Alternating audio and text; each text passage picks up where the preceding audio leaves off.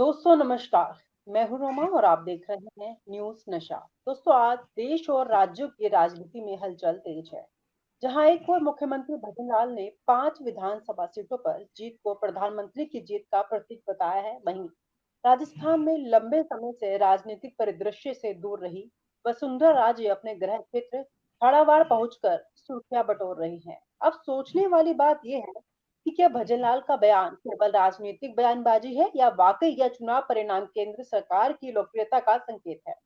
और वसुंधरा राजे के झालावाड़ दौरे को क्या उनके सक्रिय राजनीति में वापसी के संकेत के रूप में देखा जाना चाहिए? क्या ये राजस्थान बीजेपी में जारी अंदरूनी राजनीति का जवाब है? आज के इस शो में हम इसी मुद्दों पर चर्चा करेंगे और तमाम मुद्दों पर बातचीत करने के लिए हमारे साथ इस समय मौजूद हैं senior journalist Ramesh Gandhi ji. Sir नमस्कार, स्वागत है आपका। बहुत बहुत धन्यवाद रोमा जी। जी सर, ये जो वसुंधरा राजे का जो आप बता रहे हैं पूरा सिनेरियो, आखिर क्या सच्चाई है इसके पीछे? भूतपूर्व मुख्यमंत्री वसुंधरा राजे अपने लाक्षय गृह से जी चुनाव परिणाम आने के दिन अपने गृह जिले झालावाड़ पहुंची। वहां उन्होंने महाराणा प्रताप की मूर्ति की स्थापना समारोह में शिरकत की। कार्यक्रम तो बहुत ही अलग था, लेकिन उन्होंने वहां भी राजनीति करना छोड़ा नहीं और उन्होंने अपने दिल के गुबार महाराणा प्रताप की मूर्ति के समक्ष धरते हुए जाहिर किए। और उन्होंने, जैसा कि वह पिछले कई अपनी पार्टी की मीटिंगों में भी अपने दिल के गुबार छोड़ चुकी है, पीतल की लौंग को लोग सोने की लौंग समझकर सुनार ना समझे, ऐसे कई कटाक्ष वो कर चुकी हैं।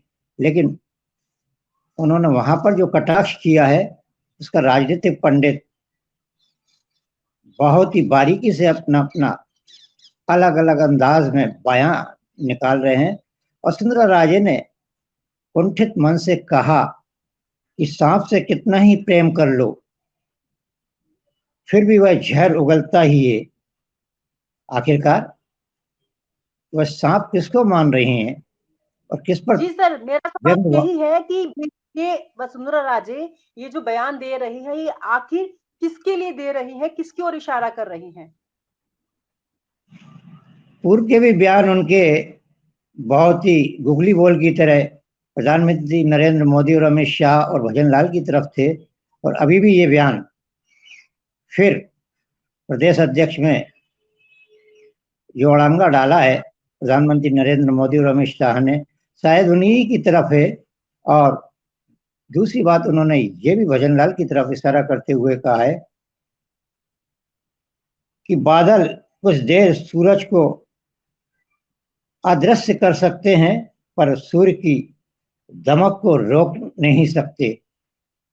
तो ये कहना वसुंधरा राजे का इस महाराणा प्रताप जयंती के स्थापना महाराणा जी की मूर्ति पर हजारों क्षत्रिय और छत्तीसों कौम के लोगों के बीच में क्या राजनीतिक मायने रखता है। ये राजनीतिक मंच नहीं था, ना यहाँ कोई नेता था, ना कोई कद्दावर मुख्यमंत्री था, ना कोई कद्दावर मंत्री था। कुल मिलाकर वसुंधरा राजे भजनलाल सरकार से इतनी खफा हो चुकी हैं कि उन्होंने पहले तो लाक्षागृह में बैठकर एक भी सीट पर चुनाव प्रचार नहीं किया। दूसरी बात, स्टार प्रचारक होने के बाद भी वह नहीं आई। और तीसरी बात, ये कार्यक्रम उन्होंने चुनाव रिजल्ट आने पर ही क्यों पूर्व नियोजित किया। शायद उनको उम्मीद थी कि भारतीय जनता पार्टी को एक आध सीट भी नहीं मिलेंगी, एक दो सीट ही मिलेगी, और मैं फिर वही अपने व्यंग बाण के तर्कस छोड़ूंगी। लेकिन वसुंधरा राजे के सपने धरे रह गए और उन्होंने चुनाव में अपने प्यादों के माध्यम से प्रत्याशियों को हराने के लिए सुपनी चालें भी चली, लेकिन वह सफल नहीं हो पाई।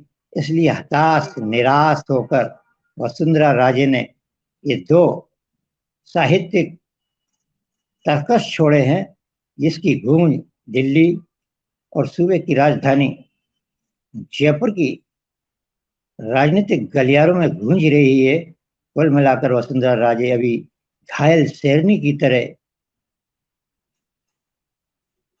हैं और वह अब समझ चुकी हैं कि पार्टी में मेरा कोई वजूद और मुझे कोई तवज्जो नहीं मिलने वाली है। इसलिए वह शायद अपने अभिन्न मित्र कांग्रेस के घायल शेर भूतपूर्व मुख्यमंत्री अशोक गहलोत से और भारतीय जनता पार्टी के मंत्री और कद्दावर मीणा नेता करोड़ीलाल मीणा से मिलकर शायद वह कोई पार्टी बना सकती हैं और भारतीय जनता पार्टी का दामन जनवरी में राष्ट्रीय अध्यक्ष का चुनाव होगा। अगर वह राष्ट्रीय अध्यक्ष नहीं बनती हैं तो छोड़ने में 2 मिनट लगाएंगी, क्योंकि वह समझ चुकी है कि अब भजनलाल सरकार को हटाना बहुत ही कठिन काम है, क्योंकि भजनलाल सरकार की जो चाणक्य नीति और 11 महीने की उनकी विकास की उपलब्धि को जनता ने 5 सीट देकर मोहर लगाई है।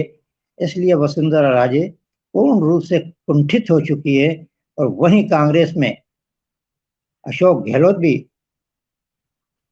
3 सीट गंवाकर बहुत कुंठित है और उनकी तो हाईकमान को ये भी बात पता पड़ गई है कि उन्होंने झुंझुनू में कांग्रेस की 21 वर्षों से परंपरागत पैतृक सीट को अपने ही मुस्लिम नेताओं से, चाहे वो चौकीदार हो या अन्य नेताओं से मिलकर हरवा दी है। जीती हुई सीट भाजपा की झोली में डलवा दी। तो अब हाईकमान भी अशोक गहलोत से नाराज है, इधर वसुंधरा राजे से भी हाईकमान नाराज है। अब दोनों मिलकर नए वर्ष में क्या गुल खिलाते हैं, क्या नई पार्टी बनाते हैं, ये तो अब समय बताएगा। और आप हमसे जुड़े रहने के लिए सब्सक्राइब करें YouTube पर, फॉलो करें ट्विटर पर और लाइक करें Facebook पर। और ज्यादा जानकारी के लिए आपको टाइप करना होगा सिर्फ न्यूज़ नशा।